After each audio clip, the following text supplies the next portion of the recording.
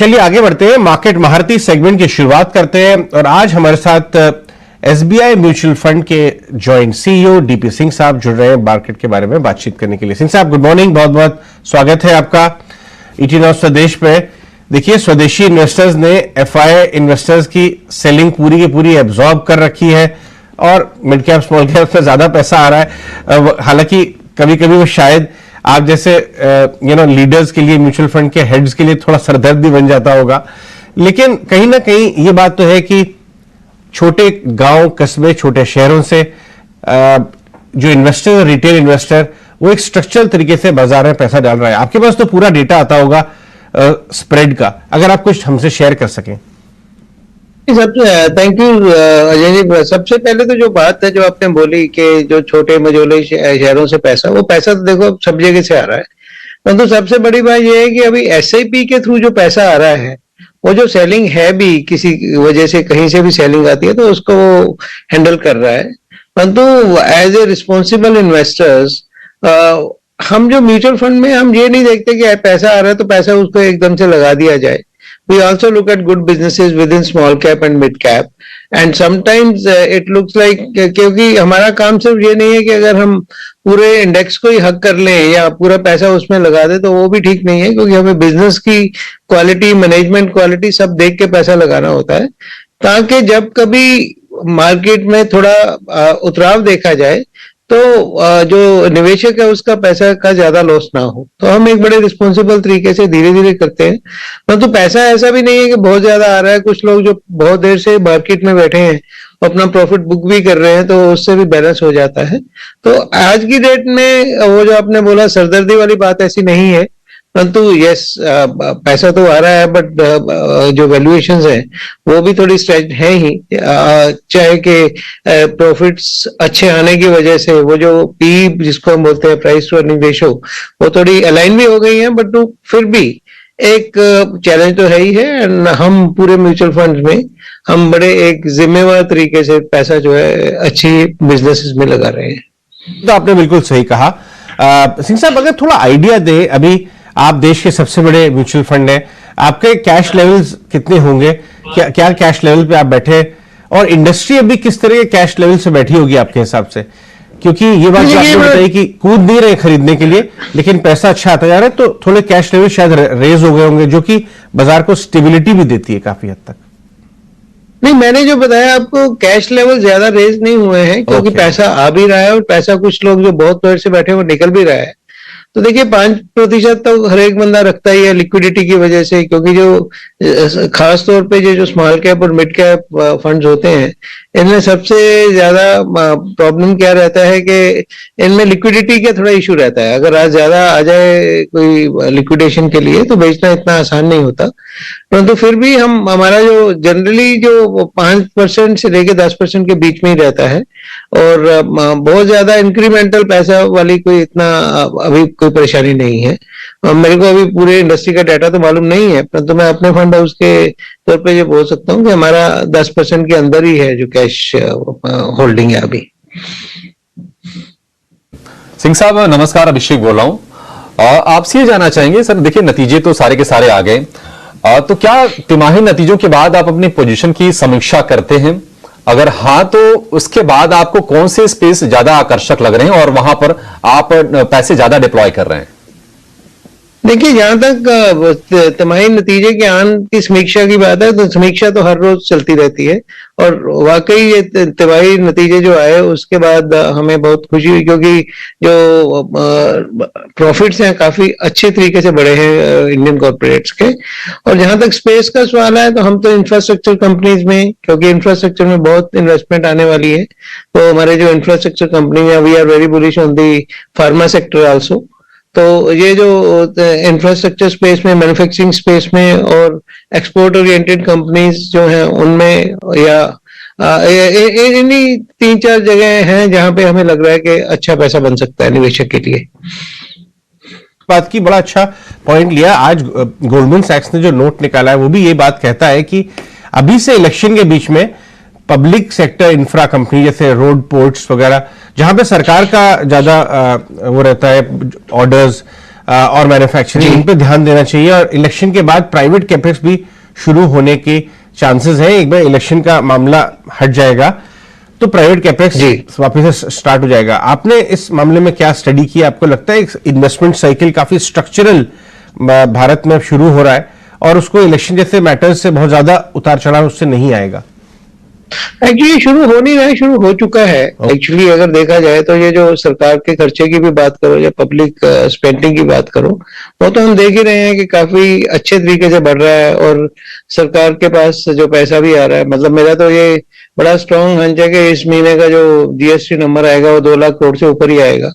तो इसलिए फिस्कल में भी कोई इतना ज्यादा प्रॉब्लम नहीं है, परंतु ये स्ट्रक्चरल चेंजेस जो हैं वो तो शुरू हो चुकी हैं। तो हमें इलेक्शंस, यस, थोड़ी अनसर्टेनिटी सबके दिमाग में है, पर थोड़ी अनसर्टेनिटी ही है, ज्यादा नहीं है। बट फिर भी अगर ये जो इकोनॉमी है और जो पॉलिटिक्स है वो शॉर्ट टर्म के लिए तो इम्पैक्ट कर सकते हैं, बट लॉन्ग टर्म में जो इंफ्रास्ट्रक्चर, जो इंडिया की ग्रोथ स्टोरी है या इंडिया में जो बिजनेस साइकिल बन चुका है, उसका फायदा तो आने ही वाला है। May be 3 months here or there, that's the only difference.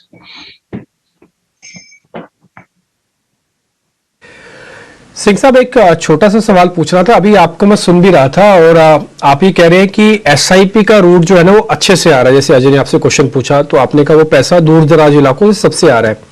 Sir, आप मेरे को ये बता सकते हैं ये इतना भयंकर वाला चेंज हुआ कैसे? ये फाइनेंशियल लिटरेसी की वजह से हुआ? लोगों की डिस्पोजेबल इनकम बढ़ गई? क्यों ऐसा हो रहा है कि एसआईपी के नंबर हम हर महीने बढ़ते हुए भी देख पा रहे हैं? इसके पीछे की वजह क्या है? 2 चीजें जो आपने बोली ना, ये डिस्पोजेबल इनकम भी बढ़ गई, फाइनेंशियल लिटरेसी भी हो गई। जो इतने बड़े कैंपेन चल रहे हैं म्यूचुअल फंड सही है, और पिछले कई सालों से लोगों को लग रहा है कि ये बिल्कुल सही है, क्योंकि किसी के दिमाग में अगर कोई अंदेशा होता भी है कि भाई मार्केट गिर ना जाए, तो एसआईपी के थ्रू यही होता है कि एवरेज आउट हो जाएगा ओवर द लॉन्ग पीरियड, हमें पैसा बनेगा। और दूसरा एक और भी है, जो आज की डेट में चाहे आप वो यंगस्टर ले लो, चाहे मिडिल एज ले लो, चाहे वो सीनियर सिटीजन ले लो, हर एक व्यक्ति के दिमाग में एक चीज तो आ चुकी है कि मेरे को अगर इन्फ्लेशन बीटिंग रिटर्न बनानी है तो इक्विटी में पैसा लगाना या इक्विटी का तड़का मेरे इसमें लगना बहुत जरूरी है पूरे पोर्टफोलियो में। तो वो जो है हाइब्रिड फंड्स के थ्रू पैसा आना, या जो यंगस्टर्स हैं यूज ऑफ फिनटेक, जो अपनी फिनटेक कंपनीज हैं उनके थ्रू पैसा बहुत आता है। परंतु चिंता का विषय एसआईपी में सिर्फ एक है कि ये जो फिनटेक कंपनी के थ्रू एसआईपी का पैसा आ रहा है वो बहुत शॉर्ट टर्म का पैसा आता है। हमने अपने डाटा से देखा है कि उसकी मामूलन जो एज रहती है वो 6 महीने से 1 साल तक की है। लोग लगाते हैं, 6 महीने में बंद करते हैं, फिर लगाते हैं, फिर बंद करते हैं। तो शॉर्ट टर्म पैसा भी इसमें आ रहा है। एक तरफ तो जब तक तो मार्केट सही चल रही है तो उनको कोई ज्यादा नुकसान नहीं है, क्योंकि सर एक का थोड़ा बहुत पैसा बन जाता है, किसी का 2% तो किसी का 5%। परंतु अगर मार्केट में स्टेबिलिटी या फ्लैटिश हो जाए या थोड़ा डाउनवर्ड ट्रेंड होगा तो उसमें ये जो लोग हैं बहुत तेजी से बाहर निकलेंगे।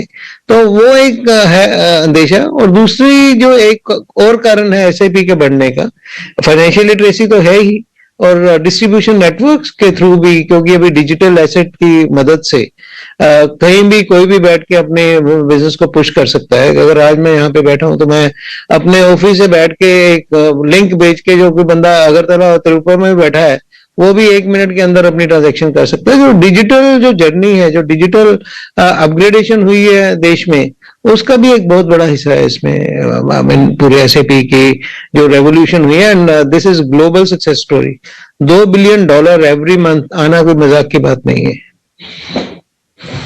सिंह साहब, ये फिनटेक वाले जो आपने बात की ना, इसी से जोड़ के मैं अगला सवाल आपसे पूछूंगा, वो ये कि अब चूंकि मिड कैप का जो बास्केट है वो बहुत बड़ा है, क्या उसको एक नजर से देखकर सिर्फ मिड कैप पर एक व्यू बनाना ठीक है, या फिर मिड कैप में चूंकि तमाम कैटेगरीज हैं तो उनको अलग अलग एसेस करना चाहिए? और दूसरी चीज ये कि अभी आप कौन से ऐसे स्पेसेस हैं जिन पर बिल्कुल आप सतर्क हैं और उनसे दूर हैं, या फिर दूर रहने की सलाह दे रहे हैं? इसमें 2 जहां तक हमारा म्यूचुअल फंड में सवाल है, हमेशा हम जो है, एक तो है कि मैंडेट, आपकी कैटेगरी कौन से फंड की है, उसका रेगुलेशन क्या है, उसके हिसाब से तो पैसा हमें लगाना ही पड़ता है। अगर कोई पैसा स्मॉल कैप में लगा रहा है तो ज्यादा पैसा स्मॉल कैप कंपनी में ही जाएगा। तो वहां एक इशू आ जाता है कि स्मॉल कैप कंपनीज में क्वालिटी स्मॉल कैप कंपनीज ढूंढना एक वाकई में एक सरदर्दी का काम है, जैसे पहले बोला अजय साहब ने। परंतु फिर भी हमारा जो हमेशा ये रहता है कि डाइवर्सिफाइड फंड हमेशा सबके लिए अच्छा रहता है, जैसे large and mid cap fund हो गया या डाइवर्सिफाइड इक्विटी फंड हो गया या फ्लेक्सी कैप फंड हो गया, तो वो सबसे बढ़िया रहते हैं। क्योंकि कैप के तौर पे देखना एक निवेशक के लिए कोई इतना सही बात नहीं है। हमें किसी ऐसे फंड में ही पैसा डालना चाहिए कि हर कैप में, क्योंकि कभी मिड कैप अच्छा लगता है तो आज अगर आप हमसे पूछें तो जिस तरह से नतीजे हैं उसके हिसाब से लार्ज कैप कंपनी ज्यादा अच्छी लग रही है नस्बत के मिड कैप या स्मॉल कैप में। और जब स्मॉल कैप में पैसा लगाते हैं तो जो आपने पूछा है कि हम कहाँ किससे दूर रहते हैं, तो स्मॉल कैप कंपनीज का बहुत बड़ा एक है। 5000 कंपनीज अगर मार्केट में हैं तो करीब 4000 कंपनी तो ऐसी होंगी जिसमें हम नहीं टच करेंगे, जो हमारे यूनिवर्स में नहीं आएगी। तो रिमेनिंग 1000 का भी बीच में देख के जो हमारा रिसर्च है वो बड़ा है, परंतु हमारा जो यूनिवर्स है करीब 400 कंपनीज का ही होगा, 400 से 500 कंपनीज का। तो उसी में पैसे लगाते हैं। तो बाकी की जो कंपनीज है वो उनके फाइनेंशियल देख के उनका पूरा रिसर्च करके हम उनसे दूर ही रहते हैं। परंतु एक तौर पर कहना कि हाँ इन कंपनीज में हम बिल्कुल नहीं लगाएंगे, ऐसा कुछ नहीं है, क्योंकि हर एक व्यापार में हर एक सेक्टर में अच्छी कंपनीज भी हैं और हमारे हिसाब से जो बहुत अच्छी कंपनी नहीं भी है वो भी है। क्योंकि कंपनी तो सारी जो आती हैं वो व्यापार करने के लिए आती हैं, तो अच्छा बुरा तो देखने का नजरिया एक है। तो उसको किस लेंस से देखना है, हम अपने लेंस से देखते हैं, फाइनेंशियल्स के हिसाब से देखते हैं, क्वालिटी ऑफ मैनेजमेंट के हिसाब से देखते हैं, कॉम्पिटिटिव एज के हिसाब से देखते हैं। तो उन सब को देखते हुए हमें जो अच्छा लगता है हम उन्हीं में पैसा लगाते हैं। राइट, ऑल राइट सिंह साहब, बहुत बहुत शुक्रिया आज हमसे बात करने के लिए, बाजार पे अपना व्यू देने के लिए। इंडिया के लार्जेस्ट फंड के joint CEO SBIMF mister DP Singh, बहुत बहुत शुक्रिया।